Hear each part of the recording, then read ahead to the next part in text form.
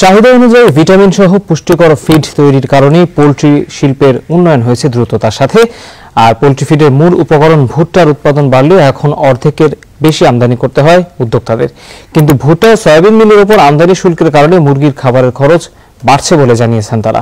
Poultry শিল্প নিয়ে সুশান্ত সিনহার 3 পর্বের ধারাবাহিকের আজ তৃতীয় ও শেষ পর্ব। ভুট্টার আবাদ গেল কয়েক বছরে বেশ খানিকটা বাড়লেও চাহিদার বেশিরভাগই আমদানি করতে হয়, আর এর সিংহভাগই ব্যবহার হয় পোল্ট্রি খাবার তৈরিতে।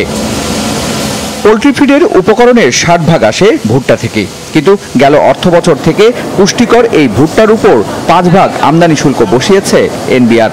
15% ভ্যাট বসানো হয়েছে ভেজিটেবল প্রোটিন হিসেবে ব্যবহৃত ডিডিজিএসে। এসব কারণে পোল্ট্রি ফিডের উৎপাদন খরচ বাড়ছে। আমাদের আবার খাদ্য দুই রকম হয়, একটা হলো প্যালেটেড ফিড, একটা ম্যাশ ফিড। সো তখন ডিক্লারেশন হলো প্যালেট ফিডে ট্যাক্স দিতে হবে। সো পুরো সেক্টরটা ছিল ট্যাক্স বহির্ভূত, প্যালেট ফিডে ট্যাক্স দিতে হবে, মানে বাকিটা ট্যাক্স ছাড়া রয়ে গেল।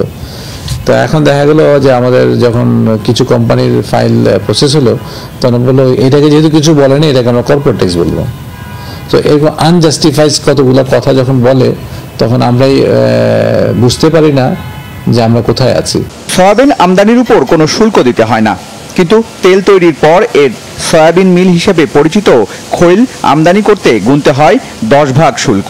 বর্তমানে এর চাহিদার অর্ধেক 8 লাখ মেট্রিক টন উৎপাদন হয় দেশে। উদ্যোক্তারা বলছেন পোল্ট্রি ফিডের 25%ই সয়াবিন মিল।